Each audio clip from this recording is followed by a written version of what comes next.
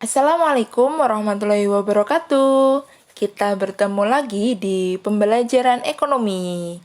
Nah, kali ini kita akan membahas materi ekonomi kelas 11, yaitu bab pendapatan nasional.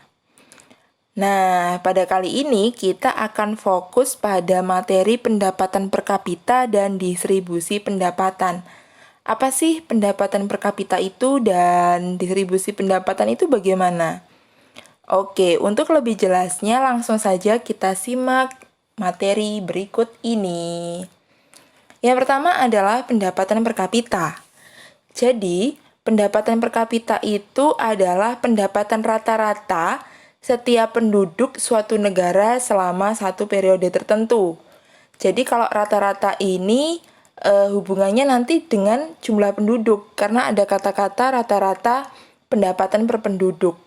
Di sini juga bisa dikatakan bahwa pendapatan per kapita itu merupakan pendapatan yang seharusnya dimiliki oleh suatu penduduk. Satu penduduk itu seharusnya punya pendapatan berapa sih? Gitu. Nah, ini adalah rumusnya. Pendapatan per kapita melalui PDB itu rumusnya adalah maaf, ini bukan PDB ya, PNB. Itu adalah PNB dibagi jumlah penduduk. Sedangkan yang satunya PDB dibagi dengan jumlah penduduk. Intinya, rumusnya cuma satu, pendapatan nasional dibagi jumlah penduduk. Karena kita mau menghitung rata-rata pendapatan setiap orang atau setiap penduduk. Jadi, nilai pendapatan nasional dibagi dengan jumlah penduduk. Itu intinya. Bisa pakai PDB, bisa pakai PNB. Tuh. Untuk lebih jelasnya, berikut ini ada contohnya. Jika negara AX memiliki pendapatan nasional 250 juta dan jumlah penduduknya adalah 100 orang, maka pendapatan per kapita negara AX tahun 2019 ini berapa? Langsung saja kita masukkan ke dalam rumusnya, yaitu pendapatan nasional dibagi dengan jumlah penduduk. Pendapatan nasionalnya adalah 250 juta, sedangkan jumlah penduduknya adalah 100. Maka pendapatan per kapita negara AX tahun 2019 ini adalah 2.500.000 per orang. Jadi seharusnya 100 orang ini masing-masing menghasilkan atau menghasilkan barang atau jasa atau mendapat pendapatan 2.500.000 per orang. Nah, akan tetapi pada kenyataannya pendapatan per kapita ini tidak bisa digunakan sebagai tolok ukur tingkat kesejahteraan. Karena apa? Bisa jadi pendapatan nasional senilai misal 250 juta itu tidak disumbang oleh 100 orang ini. Bisa jadi yang kaya itu menyumbang lebih banyak atau memiliki keaktifan, memiliki sumbangan terhadap pendapatan nasional itu lebih banyak daripada yang penduduk miskin. Jadi misal yang kaya itu misalnya ada menyumbang 100 juta, bukan menyumbang, menghasilkan ya maksudnya di sini. Nanti kalau menyumbang takutnya salah paham jadi memberikan. Nah, di sini misal yang kaya itu bisa menghasilkan 100 juta, sedangkan yang penduduk kurang mampu atau menengah ke bawah itu misalnya hanya 1 juta gitu. Jadi ini seharusnya per orang itu menghasilkan barang atau jasa atau pendapatan senilai 2.500.000. Itu adalah pendapatan per kapita yang seharusnya atau rata-rata pendapatan setiap orang. Nah, dari hasil perhitungan itu, Bank Dunia itu memiliki klasifikasi. Apakah negara itu termasuk berpendapatan rendah, menengah ke bawah, menengah ke atas, atau menengah tinggi, ataupun berpendapatan tinggi. Ini adalah klasifikasinya. Ini adalah klasifikasi yang ditetapkan Bank Dunia tanggal 1 Juli 2020. Oke, nah mulai dari berpendapatan rendah atau low income economics. Di sini pendapatan per kapitanya ditetapkan senilai kurang dari sama dengan $1.035. Nah, di sini satuannya dolar ya, karena yang menetapkan adalah Bank Dunia. Kemudian yang menengah ke bawah itu antara 1.036 sampai dengan 4.085. Ini pendapatan per kapita. Sedangkan menengah tinggi 4.086 sampai dengan 12.615, sedangkan untuk berpendapatan tinggi lebih dari 12.616 untuk pendapatan per kapitanya. Nah, ini untuk pendapatan per kapita. Jadi pendapatan rata-rata setiap penduduk seharusnya itu minimal segitu gitu, kurang lebihnya. Nah, kemudian kita ke distribusi pendapatan.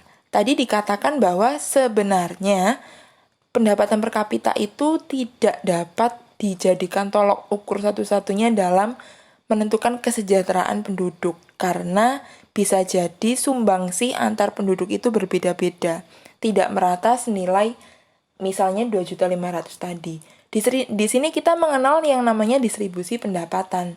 Jadi pendapatan itu didistribusikan lah, katakanlah, kepada penduduk. Nah, apakah sudah merata distribusinya? Di sini ada dua tolok ukur. Yang pertama adalah indeks Gini atau koefisien Gini, dan yang kedua nanti adalah kriteria dari Bank Dunia. Yang pertama adalah indeks Gini atau koefisien Gini. Ini merupakan ukuran ketimpangan atau ketidakmerataan pendapatan suatu negara. Jadi apakah pendapatan nasional itu sudah didistribusikan atau sudah digunakan secara merata untuk kepentingan seluruh penduduk. Ini bukan berarti uangnya negara dibagi-bagikan, tidak ya, tapi bisa jadi untuk pembangunan. Nah, masih ingat dengan nanti akan ada fungsi alokasi di APBN APBD. Tuh. Kemudian ini adalah klasifikasinya.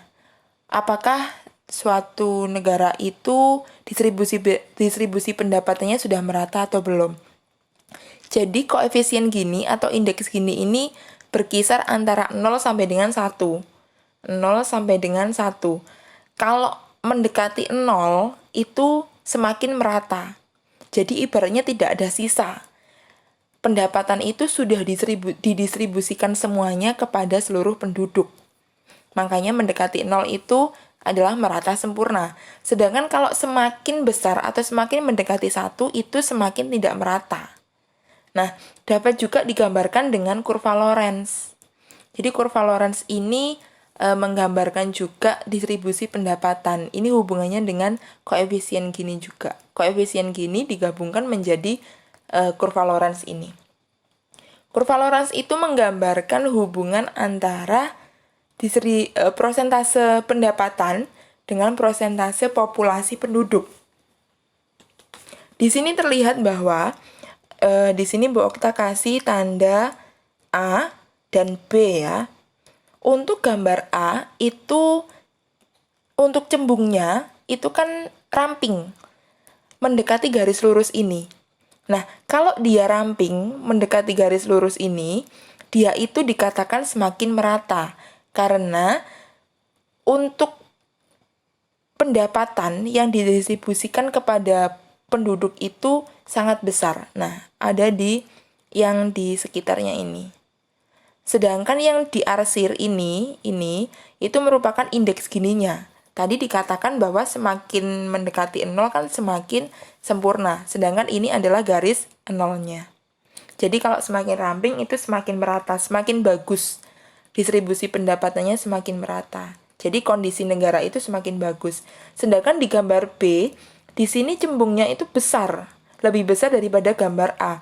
Di sini mengindikasikan bahwa dia menjauhi dari garis 0 atau bisa dikatakan mendekati 1. Di sini berarti distribusi pendapatannya semakin tidak merata. Nah, ini adalah indeks Gini dan kurva Lorenz. Jadi kalau semakin mendekati 0 atau semakin ramping cembungnya di kurva Lorenz itu berarti distribusi pendapatannya semakin merata dan keadaan perekonomian negara itu bagus. Tuh. Kemudian kita ke tolok ukur yang kedua, yaitu kriteria dari Bank Dunia. Nah, kriteria dari Bank Dunia ini yang pertama, jika 40% penduduk termiskin menikmati lebih dari 12%, kurang dari 12% pendapatan nasional, maka ketimpangannya tinggi. Ketimpangan tinggi itu berarti distribusinya kurang merata.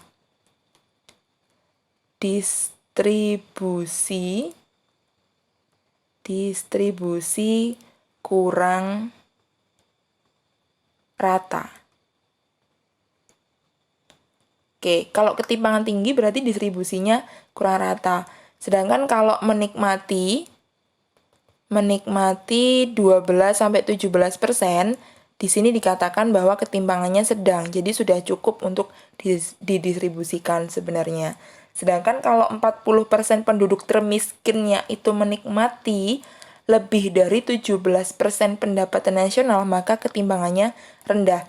Jadi semakin besar prosentase pendapatan nasional yang dinikmati oleh 40% penduduk termiskin, berarti kan pendapatan nasionalnya yang didistribusikan banyak, maka ketimpangannya semakin rendah. Tuh. Oke, untuk materi pendapatan per kapita dan distribusi pendapatan cukup sekian. Semoga bermanfaat. Terima kasih. Wassalamualaikum warahmatullahi wabarakatuh.